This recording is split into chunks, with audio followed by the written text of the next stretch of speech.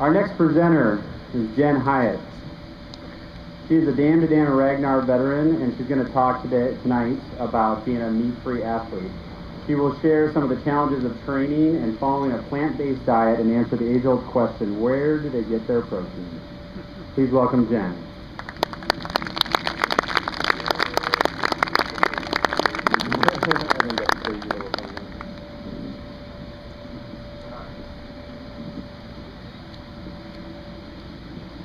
Hello.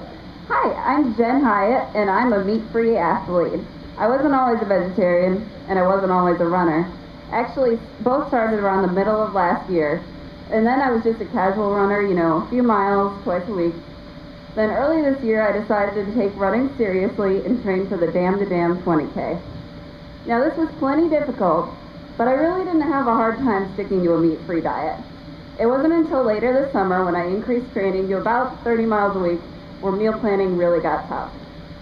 So this prompted me to investigate more into optimal vegetarian nutrition for athletes. Now, I've learned a lot in the last few months, but I'll only be able to cover a couple topics today. So if you want to be a vegetarian, you're going to need to do a little bit more research than my 6-minute and 40-second presentation. But that being said, I'm happy to share my experiences of being a meat-free athlete, including how I ran a relay from San Francisco to Napa Valley with 10 friends for a total of 194 miles, and one of my most rewarding experiences since being a vegetarian. So, first, back to basics. Why meat-free? Well, the first group that you probably think of are your animal activists. This type of group, either they're hardcore PETA putting a sign on the butter cow, or maybe they've just seen Babe one too many times to be caught dead at Bacon Fest. Regardless of the reasons, that's your first group. The next group are the environmentalists. This one has a little bit more sway with me just because I personally work in environmental engineering. But the basic concept is it takes more energy to raise meat than it is to grow plants. So as our population keeps increasing and our resources keep decreasing, it only makes more sense to me that we should all eat a few more plants. Even if you're not going to be a hardcore vegetarian, this is a good thing to think about. Your next group are your health nuts.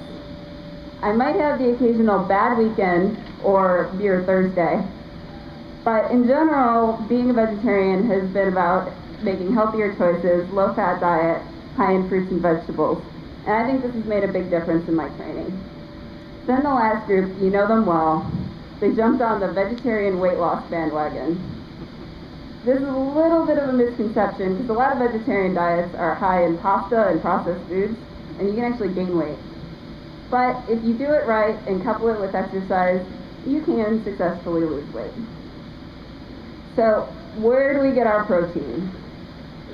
For our omnivorous friends, this is very mystifying, especially for vegetarian athletes, because athletes require about double the protein of our non-athlete counterparts. And where the confusion starts is that meat protein is the only complete protein.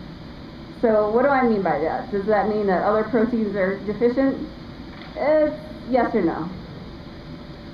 Proteins are made of amino acids. Some amino acids our body can synthesize or make, while others we have to get from diet. So since meat is the only one that contains the essential amino acids that we can't make, they consider the vegetarian proteins to be deficient.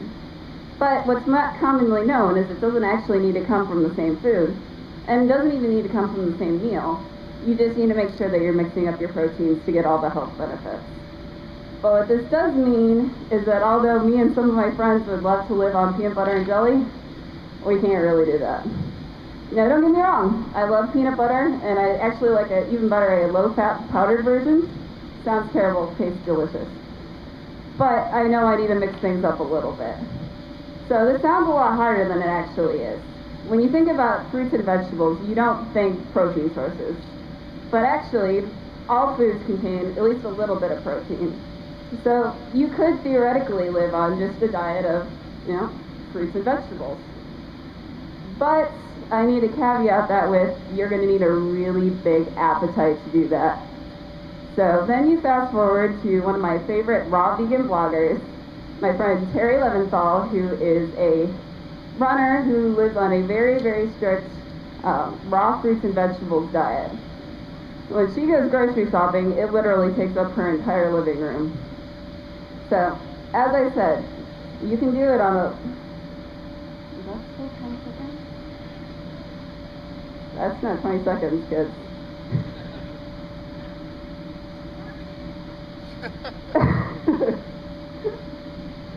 Alright, so here's Terry's grocery shopping. So, as I said, you can do it on just fruits and vegetables, but you're going to need to work on your competitive eating skills. It's obvious there. But realistically, for the rest of us, that's not really a feasible thing.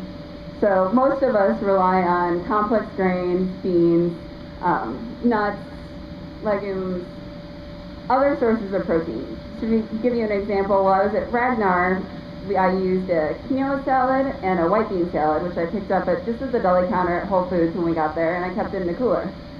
Normally, that would be enough. But a 194-mile, 34-hour relay is not your average day. So I relied on a little bit of help. Vega Sports is a great plant-based performance sports supplement. What I relied on a lot was their recovery line of protein bars and drinks, but it's developed by a vegan Ironman triathlete. So you're probably thinking, all right, this girl runs a few miles, she keeps a meat-free diet. What about serious athletes? Cue my idol, Scott Jurek. Scott's an ultra-marathoner who recently set an American record by running 165.7 miles in 24 hours. That's 6.5 marathons in one day. So if that's still not impressive enough for you, you can just do a Google search of vegan athletes, vegetarian athletes. You'll pull up a whole range of sports, amateurs, professionals. I did a little search for you. We've got a couple tennis players, a boxer, and then a couple bodybuilders. And then after I put my presentation together, I actually found out that Arian Foster, running back for the Houston Texans, is also a vegan. So proof that even football players can survive on a plant-based diet. But in summary, I have found a meat-free athlete lifestyle to be very helpful and very enjoyable. And if you're a little bit crazy and don't mind trying some new foods that might smell a little funny, then maybe you should give it a try, because it might work out for you too.